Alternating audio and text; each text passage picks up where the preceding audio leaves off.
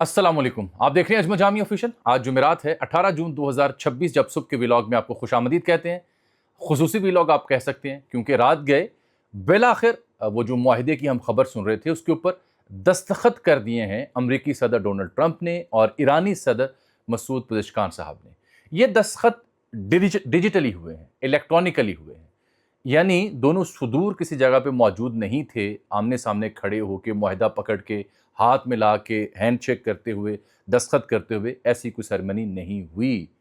तो सबसे बड़ी इत्तला तो ये है कि मुआहिदा होने के बावजूद वो जो स्विट्ज़रलैंड में कहानी हम सुन रहे थे, वहाँ पे एक तकरीब बर्पा होनी थी, वहाँ पे पाकिस्तानी, कतरी, दीगर हुकाम ने जाना था, ट्रंप कह रहा था मैं रुक सकता हूँ, ईरानी हुकाम ने जाना था, तो वो क्या मनसूख समझें? इस बारे में ईरान की जो तर्जुमान है इस्माइल बक़ाई साहब, उन्होंने बड़ी अहम स्टेटमेंट दी है। वो बड़ी अहम खबर है जिसका मैंने थंबनेल में जिक्र भी कर रखा है, यानी मुआहिदे पर अमली तौर पर नफाज का आगाज़ हो चुका, मुआहिदा नाफिजुल अमल है और दस्तखत हो चुके, लेकिन इसके लिए बाकायदा को तकरीब जिसका हम सुन रहे थे वो शायद ना हो, कि अगले चंद घंटों में इसकी सूरत हाल मज़ीद वाज़ेह होगी। पाकिस्तान की जानिब से भी, अमेरिका की जानिब से भी स्टेटमेंट्स आएंगी, लेकिन ईरान की जानिब से जो स्टेटमेंट आई और जो दीगर ज़िम्मेदारों ने बात की इसके बाद, उसके बाद पहला तासुर ये है कि वो तकरीब जो साइनिंग वाली थी वो शायद अब ना हो। हाँ, इन ममालिक की जो टेक्निकल नोयत की टीमें हैं, मुज़ाकराती टीमें हैं, वो जनेवा का नाम ले रहा है ईरान के वहाँ पर मुज़ाकरात के लिए जो मुआहिदे के बाद शुरू होने हैं, 60 दिन के अंदर जो चीज़ें तस्फ़िया तलब उन पर बात करनी है वो मौजूद होंगी। अब सबसे बड़ा सवाल क्या है, वो ये कि इस मुआहिदे में ईरान को क्या मिला और इस मुआहिदे में अमेरिका को क्या मिला, कौन खसारे में है और किसको ज़्यादा फ़ायदा हुआ है। इसके ऊपर डिबेट एक अरसे से जारी है। आज हमने भी उन पॉइंट्स का जायज़ा लेने की कोशिश की, इंटरनेशनली जो कुछ पब्लिश हो रहा है उस राय को भी शामिल करने की कोशिश की। ये मुआहिदा उर्दू और अंग्रेज़ी ज़ुबान में दिखाने की भी कोशिश करूँगा, लेकिन साथ ज़ाहिर-सी बात है पिछले 48 से 72 घंटों में पाकिस्तान में एक और बड़ी खबर गर्म है कि क्या काबीना में रद्दो-बदल हो रहा है, कुछ बुज़ुर्ग जा रहे हैं, नौजवान आ रहे हैं या नहीं आ रहे। तो उसकी बड़ी दिलचस्प रुदात मैंने सुनानी है। पहले उसकी हेडलाइन सुन लें मुझसे कि इत्तला ये है कि ग़ालिबन जुलाई तक को तैयारी हो रही है रद्दो-बदल की, बहुत कुछ बदलने को तैयार है। इस बारे में बड़े जय्ये सहाफ़ी क्या कह रहे हैं वो, और फिर मेरी वाडा साहब से और रात के कुछ अहम तरीन लोगों से गुफ्तगू हुई जो ख़बर रखते हैं, वो बाद में बताते हैं। पहले चूँकि बहुत बड़ी डेवलपमेंट है, उसके ऊपर बात कर लेते हैं। और अहम नुक्ता ये कि ईरान को क्या मिला, अमेरिका को क्या मिला। देखिए, ये तस्नीम ने इसकी तस्दीक की, जो न्यूज़ एजेंसी है, इस्माइल बक़ाई साहब के तवस्सु से। ट्रंप जो हैं वो वहाँ मौजूद थे। फ्रांस के सदर जो हैं मैक्रोन, उसके साथ वहाँ उन्होंने एक महल में बैठ के उसके ऊपर इलेक्ट्रॉनिक दस्तखत किए, डिजिटल दस्तखत किए। ये मुआहिदा जो है ये फ़ारसी ज़ुबान में और अंग्रेज़ी ज़ुबान में बैक वक्त दोनों ने सुदूर ने, ईरान के और अमेरिका के सदर ने उस पर दस्तखत किए। वजह ये बताई जा रही है कि अगर अंग्रेज़ी ज़ुबान का तर्जुमा किया जाए तो तकनीकी मामलात में पर कोई दिक्कत पेश आ सकती है एक ज़ुबान से दूसरी ज़ुबान में तर्जुमा करते हुए। इसलिए दोनों के कंसेंसस से दो मुख्तलिफ ज़ुबानों में इस मुआहिदे पर दस्तखत हुए मैक्रोन की मौजूदगी में। ये नाफिजुल अमल हो चुका। जुमे को जो मुलाकात थी मैं अर्ज़ कर चुका हूँ, वो दस्तखत के लिए अभी तक की इत्तलात के मुताबिक नहीं है, सिर्फ मुज़ाकराती टीमें उसमें एंगेजमेंट करेंगी जनेवा में। और फिर आ जाता है दूसरा मुद्दा जो सबसे अहम, जो ईरान के ज़िम्मेदार कह रहे हैं कि यूरेनियम हम कहीं मुंतकिल नहीं कर रहे, इसकी अफजूदगी और शरह कम करने की ऑप्शन हमारे पास मौजूद है। अब असल नुक्ता, जो मुआहिदे के पॉइंट्स हैं वो मोर और लेस आप सोशल मीडिया के ज़रिए, मीडिया के ज़रिए अब तक देख चुके होंगे, मैं उन्हें रिपीट नहीं करूँगा। हम उस नुक्ते पे आ जाते हैं कि ईरान को क्या मिला और अमेरिका को इससे क्या मिला है। ये सबसे अहम नुक्ता है। आज के व्लॉग में मैंने ज़िक्र करना है नरेंद्र मोदी की जो बड़ी तारीफ़ की है डोनाल्ड ट्रंप ने, और कहा कि इस शख्स पे, इसके मुल्क पे कोई हमला हुआ तो अब अमेरिका उसके लिए पहुँचेगा मदद करने के लिए। इससे मुराद क्या है? और मोदी की तारीफ़ जब उन्होंने की तो क्या खुद मोदी को भी यकीन आ रहा था या नहीं?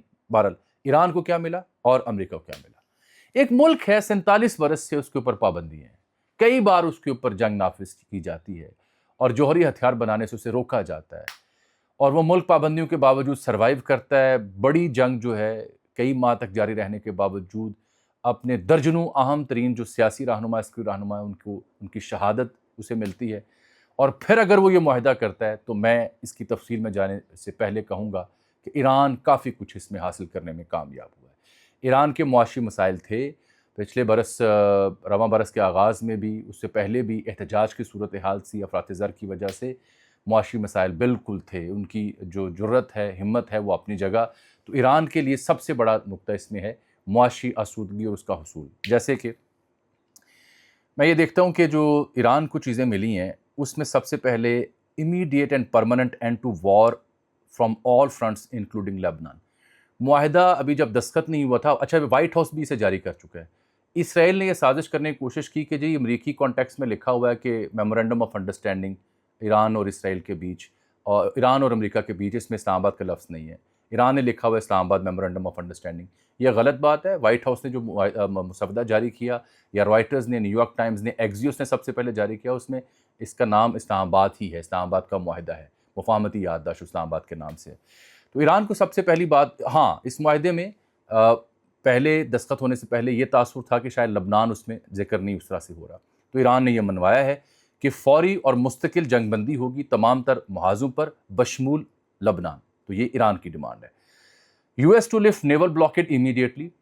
امریکہ نے جو نیول بلاکیڈ کر رکھا ہے وہ فوری طور پر ختم کیا جائے گا. یہ ایران کی جیت ہے. Number 3، U S to withdraw forces surrounding areas within 30 days of a final agreement. جیسے ہی حتمی معاہدہ ہوتا ہے تو اس کے 30 دن کے اندر اندر امریکہ اس علاقے سے، یعنی ایران کے آس پاس جو فوجیں ہیں، فوراً ان کا انخلاء یقینی بنائے گا. Number 4، U S backed economic rehabilitation plan, جو امریکہ کی مدد سے، امریکہ کی سرپرستی میں ایران کی معاشی تعمیر نو کا، ریہیبلیٹیشن کا، ریکنسٹرکشن کا پلان ہے، جس میں $300 ارب کی فراہمی ہے ایران کی تعمیر نو کے لیے.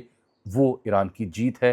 یہ علیحدہ بات میں پہلے سے عرض کر رہا ہوں کہ ہمارے جو برادر اسلامی ملک ہیں، عرب یا شیخ ممالک، ان کے ذمہ کافی مد میں رقم پڑنے والی ہے. یہ ایران کی جیت ہے. اور gradual removal of all sanction, اور درجہ بدرجہ تمام جو پابندیاں ہیں ان کا خاتمہ، یعنی تیل کے اوپر ہیں، پیٹرو کیمیکلز کے اوپر ہیں، خریداری مختلف معاملات کے اوپر، اس کے اوپر ہیں. تو وہ ایران کی یہ فتوحات ہیں. اب آ جاتے ہیں ایرانی تیل اور پیٹرو کیمیکلز کی ایکسپورٹ پر اگر حتمی ڈیل ہو جاتی ہے تو مکمل چھوٹ مل جائے گی ایران کو، جو نہیں کر پا رہا ترسیل. پاکستان سستی تیل گیس اسی لیے نہیں لے پاتا. نمبر 7، منجمد ایرانی اثاثوں کی بحالی جو $24 ارب کے ہیں، وہ ایران کی جیت ہے. نمبر 8، ایرانی سالمیت کا احترام. یہ لفظ لکھا گیا معاہدے میں، sovereignty of the Islamic Republic of Islam, sovereignty of the United States of the America, یہ لفظ لکھا گیا ہے. اچھا، اس کے علاوہ میں 2 چیزیں اور میں نے نوٹ کی جو بڑی باریک چیزیں ہیں، جو اس طرح سے ڈسکشن میں نہیں آ رہی. وہ 2 چیزیں کچھ یوں ہیں کہ اگر آپ اسے نوٹ کریں. ایک تو ایران اس لیے بچ گیا کہ اس میں کوئی ذکر نہیں ہے حزب اللہ کا یا ایران کی کسی پراکسی کا، بالکل ذکر نہیں ہے. تو یہ ایران نے ایک اور بچت اپنے لیے کروائی ہے اس معاہدے کی صورت میں. امریکہ کے لیے کیا ملا ہے؟ امریکہ کو ملا ہے کہ ایران، اب امریکہ کیا اس سے فتح کا جشن جو منائے گا، جو مڈ ٹرم سے پہلے ایران ڈھول پیٹے گا، ایران جوہری ہتھیار نہیں بنائے گا، وہ پہلے بھی کہتے تھے. آبنہ ہرمز ایران کھولے گا، یہ امریکی مطالبہ ہے. نارمل اس پوزیشن پر جو جنگ سے پہلے ہے، اور اس میں ٹال کا کوئی ذکر نہیں کیا گیا. ہاں، یہ عمان کے ساتھ مل کے ایک بندوبست ضرور کریں گے بعد میں. مستقبل کے معاہدے میں یورینیم کا حل، افزودہ یورینیم کی جو شرح افزودگی کی وہ کم کرنی ہے. ایسا میکنزم بنانا جس سے اس کو ڈائلیوٹ کیا جائے. ایران کی یہ کامیابی بھی ہے کہ یورینیم کسی اور ملک کو نہیں جائے گا، نہ روس کو، نہ چین کو، نہ امریکہ جو کہتا تھا ہم حاصل کریں گے. ایران کی یہ کامیابی کہ اس کا حل جو ہے وہ ایران خود پیش کرے گا. یہ امریکہ کی کامیابی ہے کہ وہ چاہتے تھے جوہری ہتھیار نہ بنائیں، اور جو یورینیم افزودہ ہے اس کی شرح کم کی جائے. نمبر 5، جو امریکہ کی فتح ہے کہ 60 دن کے اندر ایران پر پابندی ہے کہ وہ حتمی ڈیل کرے گا، یا باہمی رضامندی سے اس 60 دن کو آگے بڑھایا جا سکتا ہے. نمبر 6، آخری جو معاہدہ ہوگا حتمی، یہ ایران کے لیے، یہ امریکہ کی بہت بڑی جیت ہے کہ وہ to be endorsed through a binding of UN security council. امریکہ جو اقوام متحدہ کی سیکیورٹی کونسل ہے، جس کے مستقل اراکین ہیں، چین سمیت، روس سمیت دیگر ممالک، ان کی منظوری سے یہ انڈورسمنٹ وہاں سے ملے گی. تو پھر ایران کے لیے لازم و ملزوم ہو جائے گا اس پہ عمل درآمد کو یقینی بنانا. یہ سب سے امپورٹنٹ نقطہ ہے جو میں امریکہ کے حوالے سے اور ایران کے حوالے سے آپ سے بات کر چکا ہوں. اس میں 2 چیزیں اور اہم ہیں جو میں آپ سے ڈسکشن میں لانا چاہ رہا ہوں. مجھے وہ صفحہ مل جائے جس پہ میں نے لکھا ہوا تھا. معاشی پہلوؤں کے اعتبار سے جو 24 ارب کے اثاثے منجمد ہیں، ایران اس جنگ میں اس سے 10 گنا زائد کا نقصان برداشت کر چکا ہے. یعنی ایرانی حکومت کے کچھ لوگوں کا ماننا ہے کہ 270 ارب ڈالر تک کا نقصان ہوا ہے، اور ویسٹ کی پابندیاں پہلے ہی ایران پر نافذ تھیں۔ یہ ہے وہ نقطہ جس کی وجہ سے میرے نزدیک یہ ایران کے لیے بہت بہت بڑی فتح ہے جو ایران نے اس معاہدے پہ دستخط کرنے کی صورت میں حاصل کی ہے۔ اب دو چیزیں میں اس میں اور عرض کر لوں آپ کی خدمت میں، وہ امریکی صدر نے جو بات کی ہے بھارتی نریندر مودی کے حوالے سے، وہ کہتا ہے کہ بہت ہی یہ خوبصورت انسان ہے، اور اگر اس پہ کوئی حملہ ہوتا ہے، میں وہ ٹویٹ بھی دکھاتا ہوں، if they were attacked we would be there to help them, if anybody attacked that man we are going to be there, if there is a new leader in India، میرا اس کا مطلب تھا I am not sure، پھر مجھے یقین نہیں ہے۔ تو یہ اس نے بات کی مودی کے حق میں۔ پھر کہتا ہے کہ he is the most beautiful looking man, he looks so nice, he is like an angel, but actually he is a tough, as a killer he is a killer. Even Modi can not believe, یہ میں نے اس کے اوپر تبصرہ کیا کہ تعریف اس نے سنی، ساتھ ایک بندہ بیٹھا تھا جو ہندی میں ترجمہ کر کے بتاتا کہ یہ راشٹرپتی جو ہیں یہ کہہ رہے ہیں امریکہ کے، تو وہ ساتھ ہنس رہا ہے، پرچی بھی لی ہوئی تھی۔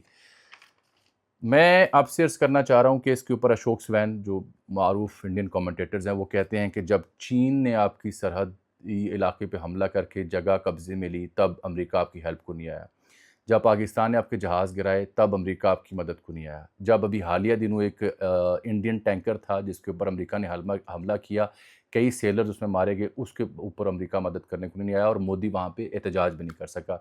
ٹرمپ سے یہ ضرور پوچھا گیا کہ ان کی فیملی سے آپ کنڈولنس کرتے ہیں، اس نے کہا کرتے ہیں، یہ بڑا رف بزنس ہوتا ہے، جس دھندے میں ہم ہیں، جس جنگ میں تھے تو ایسا ہو جاتا ہے، لیکن میں کنڈولنس کرتا ہوں۔